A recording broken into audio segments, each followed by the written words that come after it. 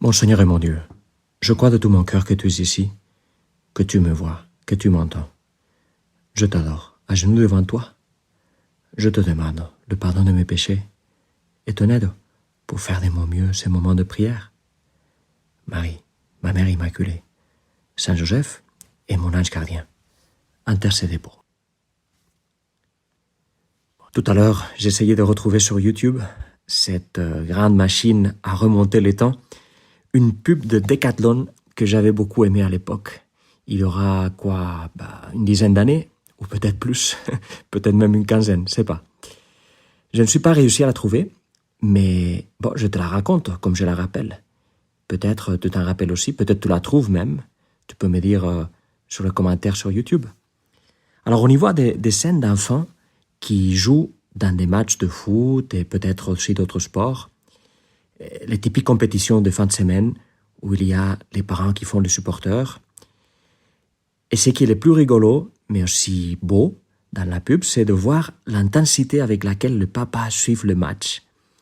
Leur enfant qui tombe et qui se relève, et le papa qui fait tout pour l'encourager, sans aucune retenue, sans aucune peur de ridicule. C'est comique, c'est voulu, mais comme je dis, c'est beau. À l'époque, je m'étais dit, et peut-être tu penseras, quel drôle de pensée que vous avez en regardant des pubs, mais bon, ça m'arrive pas si souvent que ça, mais je m'étais dit que c'est comme ça, avec cette intensité, avec cet enthousiasme, que Dieu nous voit et nous encourage chacun de nous.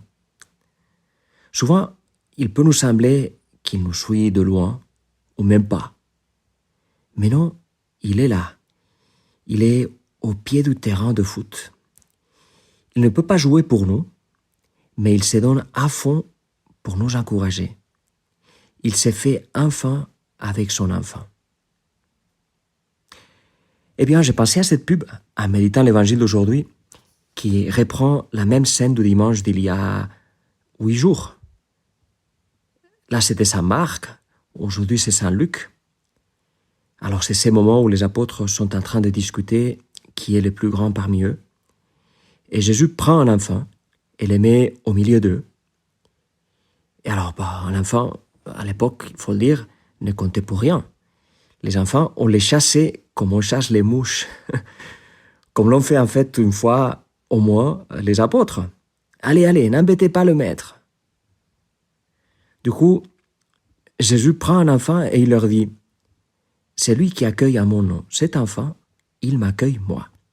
Et celui qui m'accueille, accueille celui qui m'a envoyé. Alors, je voulais te faire remarquer une chose à propos de ces paroles de Jésus. J'y pensais l'autre jour avec le récit de Saint Marc, et aujourd'hui que Saint Luc me donne l'occasion, je le partage et je le médite avec toi et avec Jésus. Parce que, tu vois, face à ces paroles, on peut considérer, et c'est juste, on peut considérer que Jésus nous encourage à être humble, à être simple, à ne pas nous accorder de l'importance à nous-mêmes et à l'accorder par contre aux gens qui sont peut-être vus comme les enfants à l'époque de Jésus. Des gens qui semblent ne pas compter, qu'on met de côté parce que leur conversation est moins intéressante, parce que à cause de l'âge, ils appartiennent de moins en moins à notre monde, ou parce qu'ils sont nuls pour le sport que nous voulons faire, etc., etc. Donc, on pourrait considérer ça, et c'est juste. Puis, on peut aussi considérer, et c'est aussi bien, que Jésus s'identifie avec les enfants, et aussi avec tous ceux qu'on met de côté. Qu'il nous dit, que tu nous dis, Jésus, qu'en les accueillant, nous t'accueillons toi. En fait, ça touche l'une, si je peux le dire comme ça, Jésus, l'une de tes idées fixes dans l'Évangile. C'est ce que Mère Teresa avait appelé les 5 paroles pour lesquelles elle faisait tout. You did it to me. Vous l'avez fait à moi. Ça fait 6 en français. Donc, tout ça est très juste. Mais Jésus, je pense que tu es en train de dire encore quelque chose de plus profond. Quelque chose de plus profond et qui permet de dire tout ce qui précède. Je t'écoute encore une fois. c'est lui qui accueille à mon nom cet enfant, il m'accueille, moi.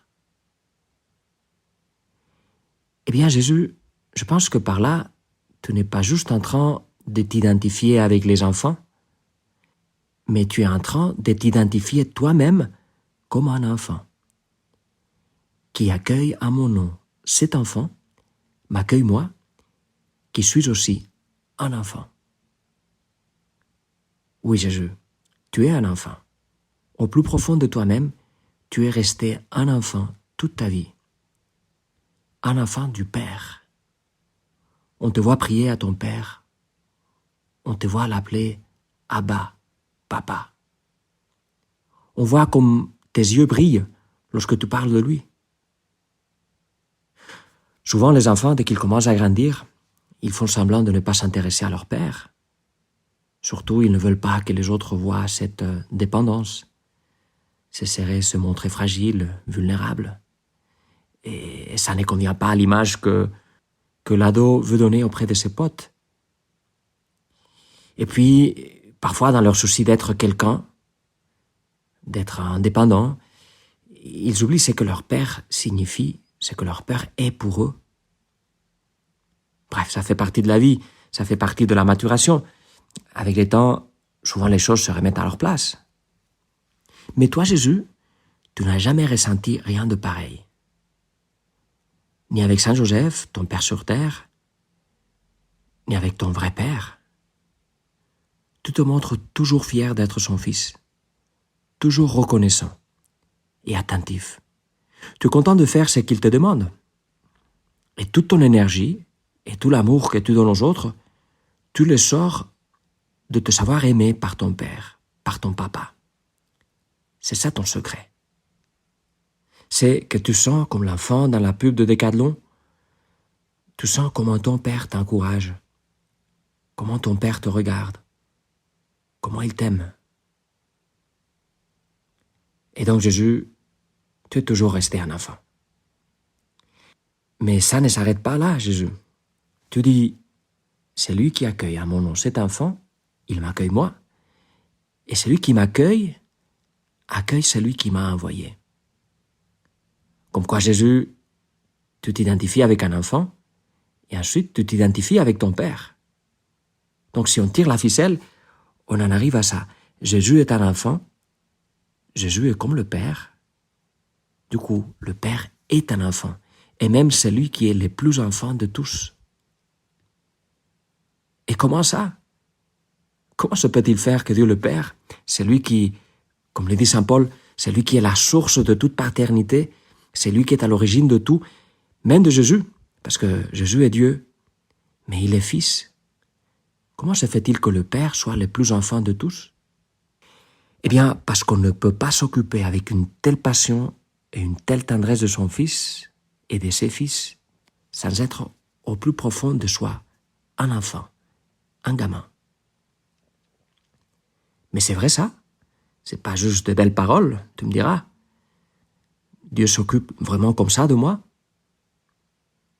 Eh bien, considère ça. Le Père n'est pas comme un magicien qui, paf, fait apparaître du néant un tas de petits bonshommes. Le Père ne compte que jusqu'à un.